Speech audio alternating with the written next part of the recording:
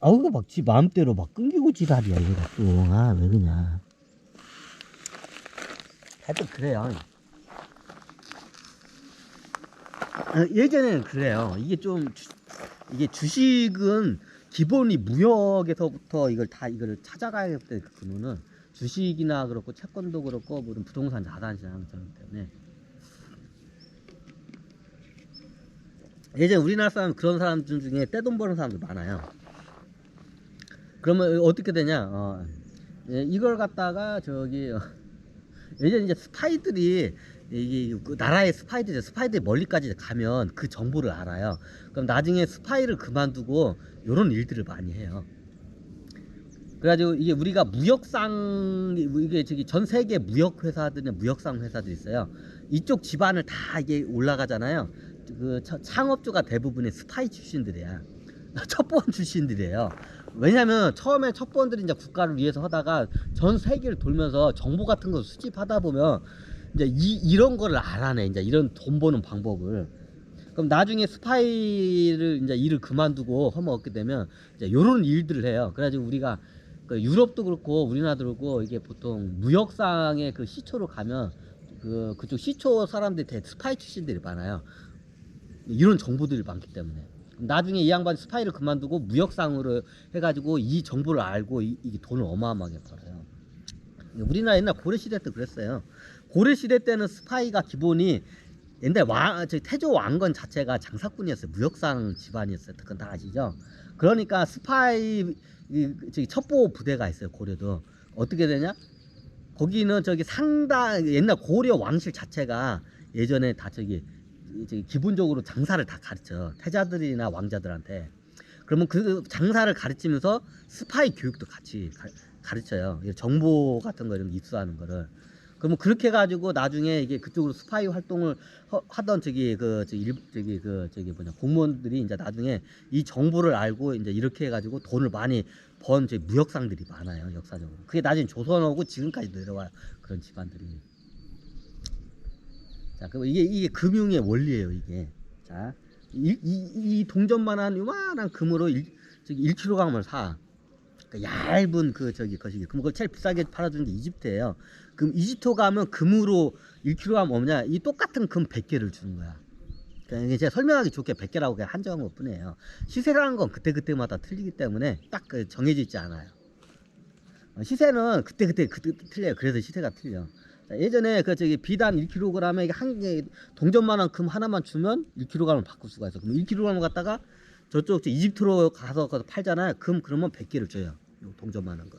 그럼 100배 장사죠. 그럼 거기서 금으로 해서 가져왔나요? 아니, 금으로 안 가져와요. 뭘로 가져가냐?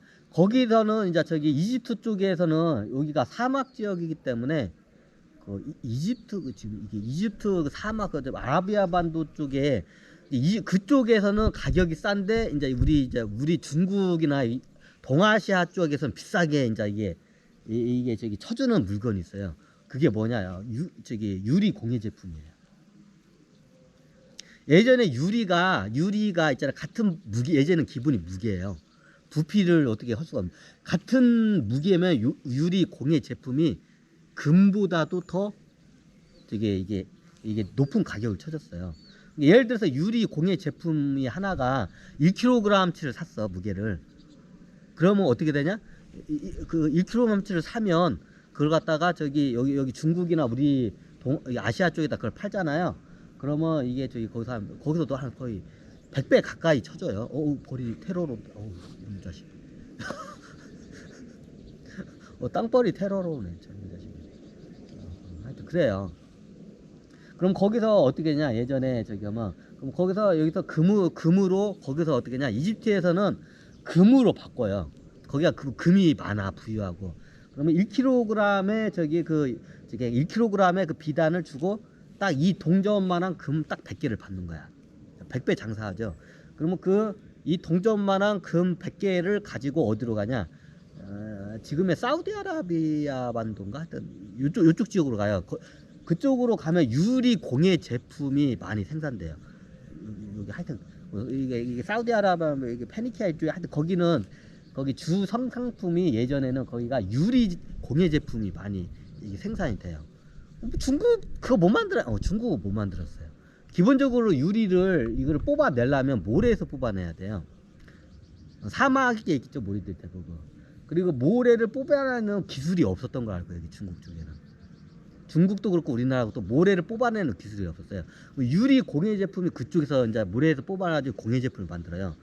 그럼 그 유리 공예 제품을 갖다가 이걸 갖다가 사가지고 다시 중국으로 가면 거의 100배는 아니고 몇십 배의 이득이 또 남아요. 그러면 처음에 갈 때는 이게 한 저기 이게 얼마 안 되는 거 같은데 올 때 한번 갔다가 거기를 갔다가 이집트 들렸다가 저기 아라비아 반도 한번 거쳤다가 거기서 그 금으로 이제 저기 유리 공예 제품을 사가지고 저기 이게 저기 중국으로 들어오잖아요. 그럼 중국에서 굉장히 이게 비싼 가격에 팔려요. 이게 같은 무게면 그 저기 금보다도 또 높게 쳐졌던 걸로 알고 있어요, 제가. 그럼 보통 여기 이집트 가서 비단 팔아서 100배 당기고 사우디아라비아에서 그 금으로 바꿔서 또 여기 중국에서 그거 팔면 거기서 한 거의 그때마다 틀린데 그것도 거의 100배 가까이 남겨요. 그러면 100 곱하기 100이면 얼마가요? 10,000배 장사를 해요, 실질적으로. 갔다 오면 10,000배 장사돼요.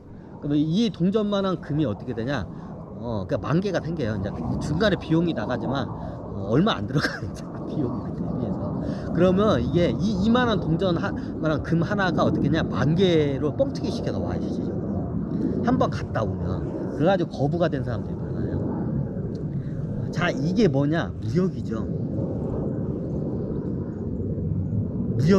상거래로 무역에서 어마어마한 부를 일어났죠. 자, 근데 이 무역을 하는 데 있어서 이 사람이 돈이 없어서 그러면 처음에 동양이든 서양이든 공동적으로 어디든 다 통용되는 뭔가에 물물 교환할 수 있는 물건이 필요해요. 그게 최고 대표적인 게 금이에요.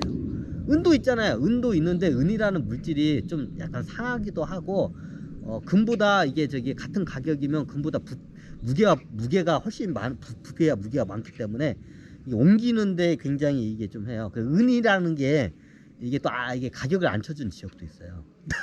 은을 아주 싸게 그냥 헐값에 치는 지역이 있어요. 그거 최고 이게 부피가 자꾸 이동하기 쉬우면서 가치성을 평균적으로 다 잘 쳐주는 게 금이에요. 그 다음에가 은이에요, 두 번째가. 대들기면 금을 가져가죠.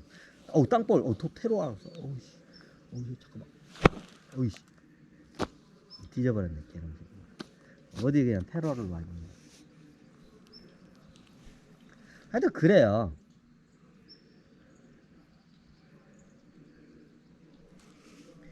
이게 저 금융과 유통을 먼저 한번 이해를 해야 돼요. 여기서 우리가 한번 저기 금융과 여기서 원래 오늘 강의가 있는데 오늘 강의는 그냥 금융과 유통에 대해서 한번 굉장히 이거는 자산이든 회사를 경영하든 아니면 뭐 한 나라를 경영해도 똑같아요. 이건 기본적으로 알아야 돼. 이건 진짜 초등학교 때부터 가르쳐야 하는데 이런 걸 안 가르쳐.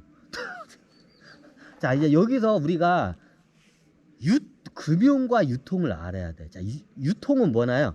물자가 흐르는 거예요. 물자를 이쪽에서 사가지고 저쪽에다 팔아가지고 옮겨놔야 돼요. 자, 우리나라 같은 경우에는 뭐 저기 석유 같은 제품이 일단 저기 소재나 석유 제품이 들어와서 그걸 가공해가지고 팔아서 다시 수출을 하죠. 그게 뭐냐요? 제조된 상품을 딴 나라에서 파는 게 뭐냐? 유통이에요. 그게 흐를 유통인데 여기 있는 거를 저기다 날라서 저기다 파는 거. 그게 유통이에요.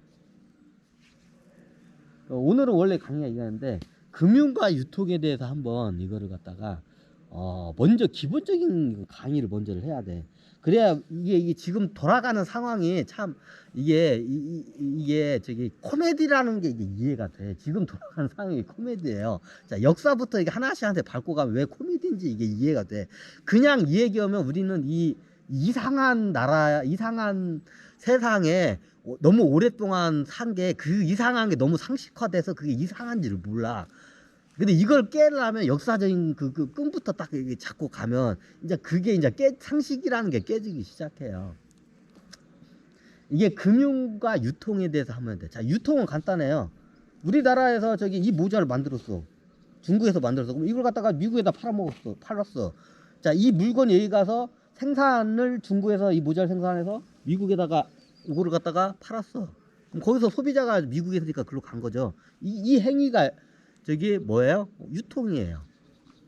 그러면 이걸 그냥 공짜로 그러면 중국 사람들은 그냥 일만 하고 뭐 하고 미국 사람들은 공짜로 썼나요? 공짜로 썼어.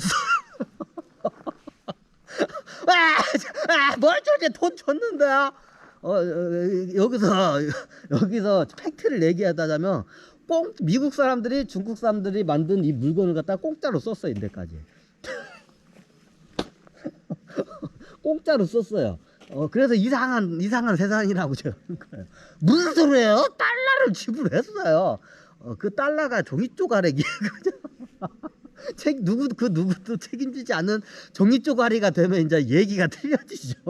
그러면 결론적으로 중국 사람들이 만든 이 물건을 미국 사람들이 다 공짜로 쓴 거야.